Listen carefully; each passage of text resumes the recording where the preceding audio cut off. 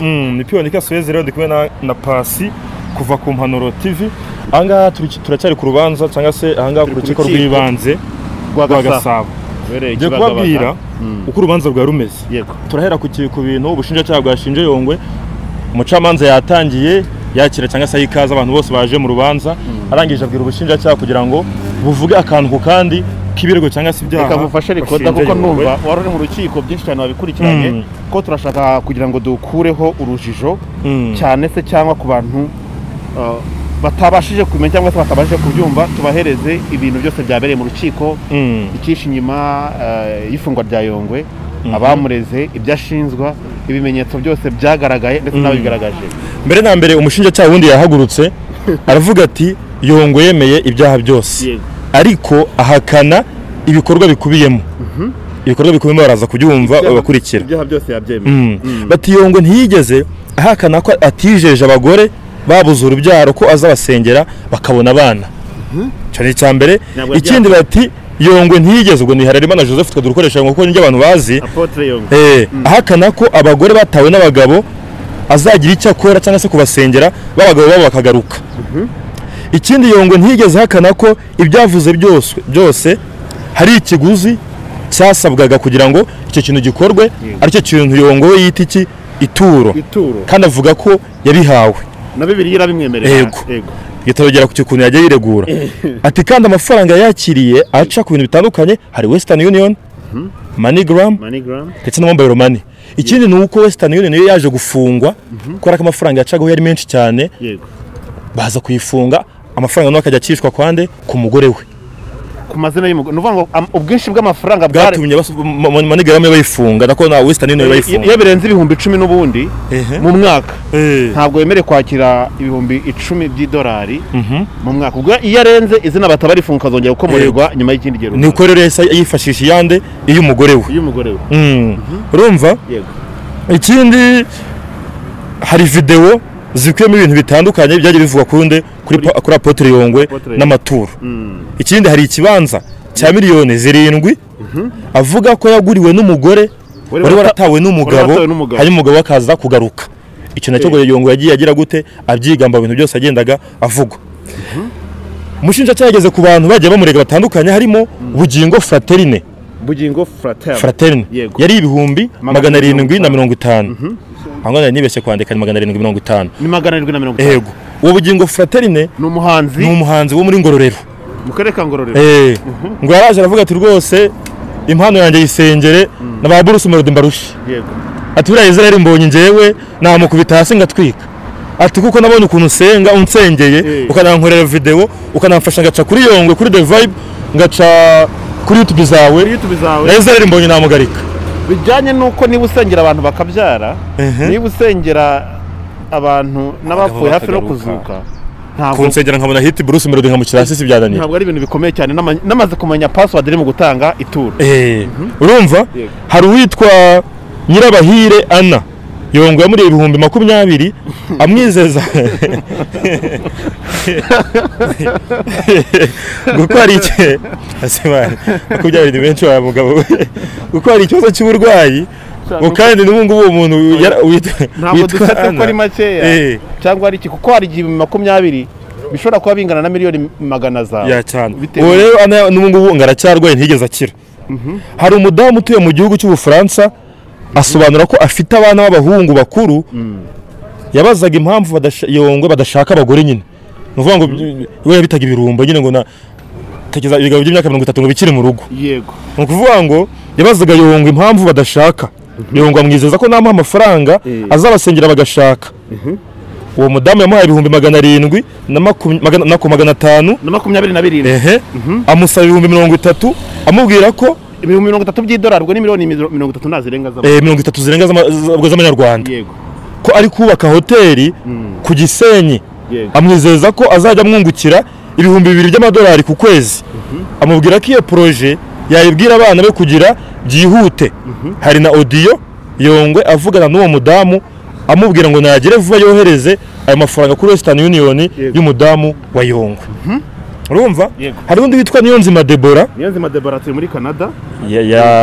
Yamenye Yongwe kuri YouTube, hariho nimero ye ko nkabuze karebe neza ndakabuze wanjye karasimbutse niyo nzima Deborah utuye Canada asobanura ko yamenye Yongwe yamumenye kuri YouTube nk'uko abantu benshi cyane base bagiye bamumenya hariho nimero ye yaramwandikira amubwira ko umwana we amaze igihe arwaye amubwira ko yarozwe uburozi Yongwe amubwira ko butabye cyangwa se butabitse Burundi akazajya kubutaburura urumva then arategereza papa uwo mumama aha Yongwe miliyoni 2 yohereje mu byiciro bitandukanye hanyuma nuvuga ngo uwo mudamu yohereza Yongwe kugira ngo ajye gutaburura bya bintu bitabye yabwiraga Yongwe ati ko nzi ki Burundi umutekano utariyo yewe kamwe ati ndende umukozi w'Imana kujya Burundi na kantu toto hanyuma ngo Yongwe akimara kwakira amafaranga ngo niwe muntu watangiye kuvuga ahubwo ati ko mu Burundi bigoranye ndajyaho gute muri iyi minsi ati ko mbona bigoye urumva uwo mugore nyine amaze kumuha amafaranga Yongwe amubwiye ko umutekano utameze neza i Burundi bamwishyuza amafaranga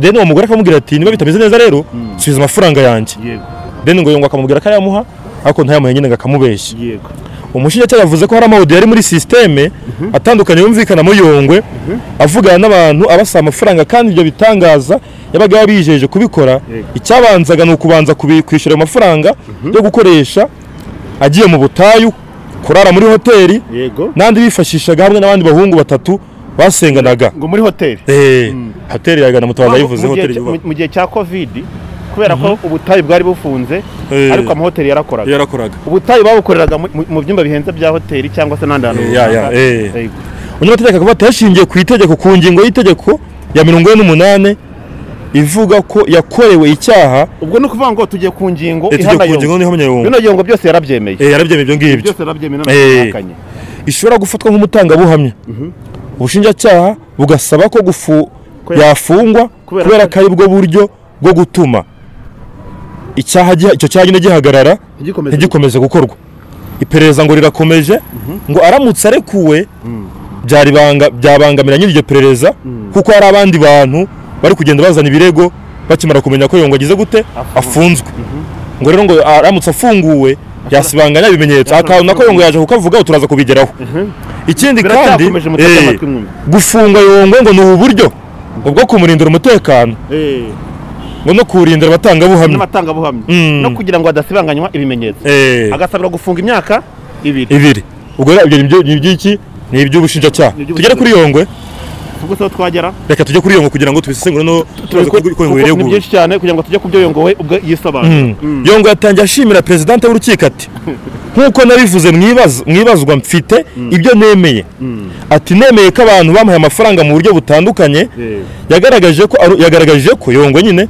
ari umupasiteri wizera Bibiliya nk'ijambo ry'Imana kandi wabisigiwe amavuta ati ndi umushumba wimitswe n'abandi bashumba ndambikwaho ibiganza mu muhango uba wabereye muri Serena na televiziyo y'igihugu irabitambutsa mu makuru ati nahawe impano ya Bibiliya ndetse n'idarapo ry'igihugu ati kuko kuri uwo munsi nimikwa batangiye gutungwa n'amaturo ati uko Bibiliya ibivuga kandi sinabigize ibanga nabivuze ku mbuga nkoranyambaga mu nsengero ndetse no mu bigo nyobora bya Yongwe TV na social media bizishamikiye zose zacyo ati natangiye gutungwa n'amaturo kuva 2013 vango amaze imyaka 10 atungwa n'amaturo kuva yakwimikirwa muri Serena ndetse na televiziyo y'igihugu ikagira gute ikabyerekana ati sinigeze mbihakana kuko ni ihame rya Bibiliya ati sinigeze mbihakana kuko ni ihame rya Bibiliya ryemera ati kubyibitangaza n'ahantu nta hantu na hamwe nigeze nizeza umuntu ibitangaza ahubwo nababwiraga ko bazakira basengeye ati nababwiraga ko ababuze umuntu arwaye ukamwizeza ko naramuka donc azakira ari uko umusengeye gusa igitangaza wo mwijejera Imana ibikoze igitangaza ahubwo isengesho rya bituma Imana ikiza umuntu wangu Imana niyo ikora igitangaza ngo Yongwe yarasengaga Imana akaba ari ikora igitangaza ntago Yongwe ari wakoze ibitangaza ahubwo abantu babyumvise nabi Yongwe yarasengaga Imana akaba ari ikora igitangaza none iyo yasengaga Imana ntikora igitangaza kandi yaririye muri biya haranditse ngo Yongwe ajya yitanga haraza kugerwaho ati nayo yabwiraga ngo ababuze urubyaro bagomba kwizera Imana akabasengera bagakira abarwayi bagakira abakobwa babuze abagabo bagakira mu Baheburayo igice cya 11 kuva ku murongo wa mbere ni ukwizeza abantu n'inshingano za buri mupasiteri. Aha mu Baheburayo haravuga ngo ni umupasiteri nyine, ni inshingano za buri mupasiteri cyangwa se intumwa y'Imana. wahasoma mu Baheburayo 11 habarebere bahasome 11 kuva ku gice ku murongo wa mbere. Habarebere ngo nta kibazo rero. Abaheburayo igice cya 11 kuva ku murongo wa mbere. Abaheburayo kamashake nitonze izuba riri ahangaha se ko mbona ari satura. Vanga ubundi abantu havugaga ko umupasiteri ari inshingano zo kwizeza abakristo kubwira ati mwizere Imana. Ubwo ni igice cyose reka dukome turaza kubigaruka n'abantu bashake birabaze kwisomera. Ati ibijyanye no gusengera abantu bakamuha amaturo bumva ibyo mvuga, abantu bumvaga ibintu avuga ahantu hatandukanye, akareba musaba nimero yongwe ntiyeze ngajya gushaka nimero z'abo bantu. Nibo bashatse nimero ze. Ati hari n'umuntu ukomeye wigeze kundegera amaturo, ako kanwa kavuga neza, yongwe yavuze ati hari umuntu ukomeye hano mu gihugu cy'u Rwanda. Umuntu ukomeye ni nkandera. Ubwo inzego zibanze zihera ku garere bamenya kumanura, ubwo nugera kuri ba guverineri kuzamura. Inzego zibanze nugera kuri ba guverineri kuzamura, ba minisitiri, abadepite. Ubwo tuba bari muri abo bantu, kuko abacuruzi abantu bakomeye n'abantu nkatwe, ubwo n'abantu bari mu nzego za leta. Ati hari umuntu we naramusengeye, urumva umuntu rero abunga umugore baratandukanye, ubwo mushaka mu bayobozi nyine batandukanye n'abagore be muri abo ngabo. Urumva hari umuntu ukomeye wigeze kundagira amaturo itorero. Uwo muntu uwo mugore gusubirana byaragoranye pe, gatangira yanga nyine irakomeza irava. Ati uwo muntu yaraje arandega kwitorero, nge n'itorero turateranya amaturo tujya gute turayamusubiza.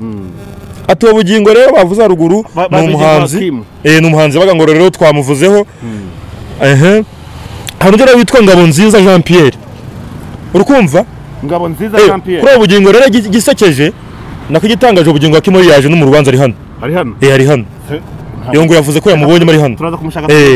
Atari witwa Ngabonziza Jean Pierre yamaze ukwezi kuzuye. Se bugingo hakimu ni wa wundi amazina atatu mu cyiciro cyo yavuze izina ritari iryo, baraza kubikosora ukuntu amazina hari ukuntu kuma kuri Kristo banyuranyije. Banyuranya kugira ngo ibintu bigende neza. Ati kuri Ngabonziza Jean Pierre ati yamaze ukwezi kuzuye aba muri Yongwe, si kwa Yongwe mu rugo hano ku kazi ku Gisozi. Yego ukumva ni inzu nini cyane, hari ibyumba byinshi. Ati namaze ukwezi mucumbikira kuko yari atandukanye n'umugore we. Uwo Ngabonziza nsaba ko namusengera, uwo mugore wenyine akagaruka bagasubirana. Naramubwiye nti kuba n'umugore mwana mutandukanye mutakibana mu rugo udafite aho kuba, ngwino tubane iwanjye. Ati imodoka yiparikaga hanze, akarara muri kuri televiziyo, akaba ari naharya. Urukumva? Ati uwo Jean Pierre ngujije miliyoni 2 narazimugujije ati ndabyemera. Atari ko kubera ko nari nagize ibibazo bya kirize y'amafaranga sinabashije kumwishyura, yagiye kundega mu bunzi mfite ibindi bibazo byinshi mu rukundo nitaba. Tariki ya mbere nari nditaba mu bunzi nibwo ribu yamfunze. Urumva? Ati uwo ngo witwa Museruka Imakire uba mu Bufaransa yari afite ibibazo by'abana bagomba kujya kwiga muri Leta Zunze Ubumwe za Amerika. Ati twamaze iminsi 7 dusenga nge nawe. Ati ikindi kandi noneho kimbabaje nuko uwo Museruka abana wenyine bari barabuze za visa bageze bakazibona. Ati mbabajwe nuko ahubwo atari kunshimira kuko ibyo nakoze byabaye ahubwo akaba yarandeze. Ati se bwana nako madame Makire ahubwo wamfashije ukampemba yuko nagusengera bigakunda. Urumva? Metere umwunganira yogo umushinjacyaha nako umucamanza yumvise uko Yongo yireguye, arangiza arabwira ati abwira Yongo nyine cyavuga ku gufungwa kw'iminsi 30 y'agateganyo. Yongo aravuga ati iminsi 30 nje sinyemera. Ati impamvu mfite ikigo cya Yongwe, mfite abana batanya yakomeje Yongo kugenda yitsaho, mfite n'umugore nkunda. Ati nkunda n'igihugu cyanjye. Ati nk'umuntu wavuye mu muhanda afite imyaka 16. Ati igihugu cy'u Rwanda cyo naboneye mu mugisha gituma ntaho mayibobo. U Rwanda rwo nabonye mu mugisha ngira televiziyo. Atari ko nagiriye amashyari n'abantu benshi batandukanye batishimiye ko ari mayibobo atangiye televiziyo akagora n'izo modoka. Ati yose numva ukuntu atoroka igihugu ku myaka 2 nsize televiziyo yanjye, nsize abana banjye n'umuryango. Ati ikindi kandi kubwo umutekano kuvuga ngo bari kuncungira umutekano, igihugu cy'u Rwanda gifite umutekano uhagije. Sinumva kuvuga ngo kumfunga no kuncungira umutekano kandi mu Rwanda dufite umutekano uhagije. Umushinjacyaha itasaba nako umucamanza atabwira Metere umwanira ati mwete umwanya yitwa Francis atigira icyo uvuga mwetere umwunganira avuze ati turabashimiye Yongwe yarafashwe arafungwa nta wamureze ko kantu kumva neza yarafashwe arafungwa vango ribu yafunze Yongwe nta kirego ibirego byabonetse nyuma kuko n'undi Yongwe bajya kumufungura ahubwo Yongwe kigera inkwano nko kugufungura wabugira ku muryango ayo namakuru make ugatura namakuru atavuze ati kwansenge abana banjye divorce gakomeza ikabara kuvuga ngo Yongwe yafunzwe nta kirego afite reka dusesengure igihe yaragiye gufungurwa niho nibwo ibirego byahise bigira gute byahise biza ibintu turaza kubihuza ngire ngo n'icyantu benshi bakomeje kwibaza umuntu bita Niyonzima Claude ko bihaza ko Niyonzima Claude ko bikomeje kugenda bihwihwiswa ko ari wowe wihisha inyuma ya bino bintu byose haba ngo kujya gutanga amakuru mu nzego binavuga ko yaba afite imitungo binavugwa ko ngo yaba afite ibintu runaka bishobora kuvamo inyishyu z'ibyo bintu kuri icyo kintu rero cya Claude nje natamba ko ntabyemera kuko narinde mu rubanza Claude ntigeze avugwa kandi yaranahari nawe yara Claude yarahari ikindi kandi uwanze kuvuga izina ba mu Bufaransa saba mu Rwanda tuvuga ngo ni Claude wanze kuvuga izina ko atanze ikirego ahubwo ibyo kuvuga ngo ni Claude naje nabihuza n'abantu wenda kubenda ko Yongwe yafunzwe na Claude batabanye neza urabizi bahoraga bashembana ku mbuga nkoranyambaga bakaba bihuza nabyo ahubwo hari ikintu wenda kinagaruka abantu ngira ngo bajya bishingiraho ko Claude hari igihe yajyaga aterana amagambo na Yongwe kuri televiziyo ku ma YouTube gutya ahantu hatandukanye bikajya bigeraho Claude we Yongwe yavuga Claude akatajya muri Libya akajya kurega hakaza kuba imubwiyunge hatanzwe amafaranga runaka yego umva ibyo ngibyo bishobora tuvuga urugero byaba aribyo bagendeho niba pasi tuvuga urugero nana kuguje nk'ibihumbi 2000 n'urugero utagira crise yego ukabinyima ahubwo nishobora urabinyimye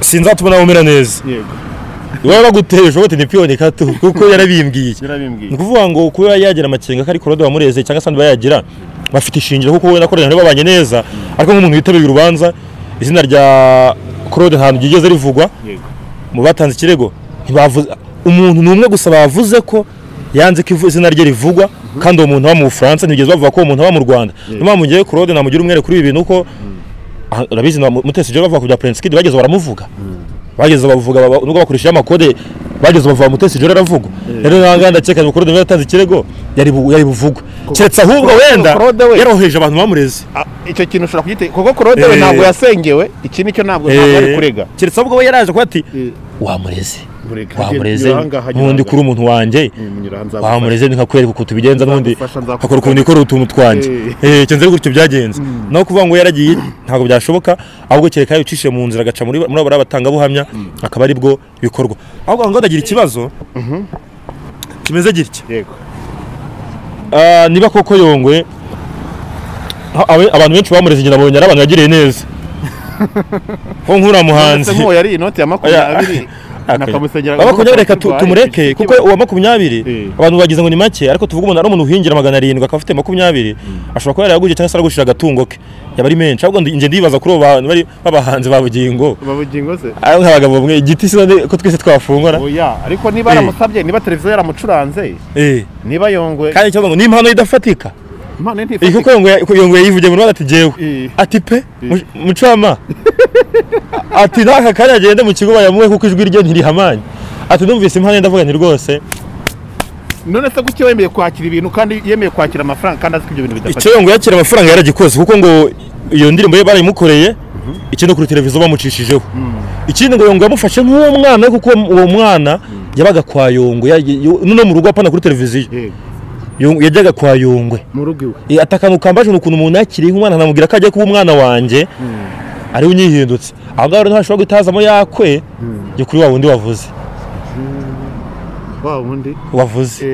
wavuze cyangwa nayo wavuze atageze namuvuze inde si wose wamuvuze nyine uramuyobewe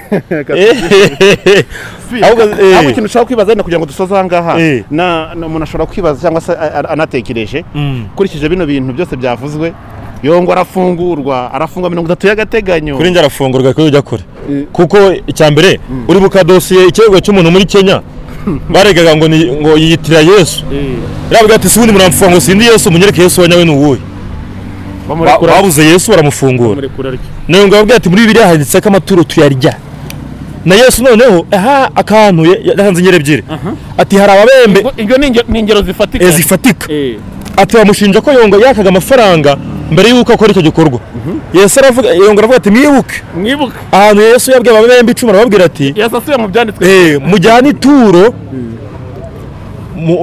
bajyanye ituro nyine gitanga kimwe y'imiheka zo kukira babyitaga ibintu byabiri yasinjya mu cyane bajyanye mu iheka urumva bamara gutanga ituro batahe mu rugo barakira urumva ko ituro ryabaye mbere y'uko bakira cyangwa se igikorwa kiba urumva ngo yonga avuga ati nakoraga nk'ibyo nemera mpagarariye ku isi Yesu yakoraga ati ikindi Yesu hari umucamanza ugashyira sajya ku mucamanza ati wacaga imanza wari ufite akana karwaye aravuga ati wize gute ko ndi gukiza umwana wawe umucamanza ati ndamwizeye ati rero tura akantu umwana warakira umwana yarakize ati rero nanjye ndinda kutarya amaturo kandi Yesu nemera yarya ninda kutagira ikirenge mu cya Yesu niyo mpamvu rero namabaza se ngo Yesu ari he waramwerekana gute Yesu ari he namabaza ngo ari harabyerekana aho ngaho rero byahita biza mu itegeko nshinga ry'igihugu kuko mu itegeko nshinga ry'igihugu na perezida agiye kurahira arahira afashe kuri Bibiliya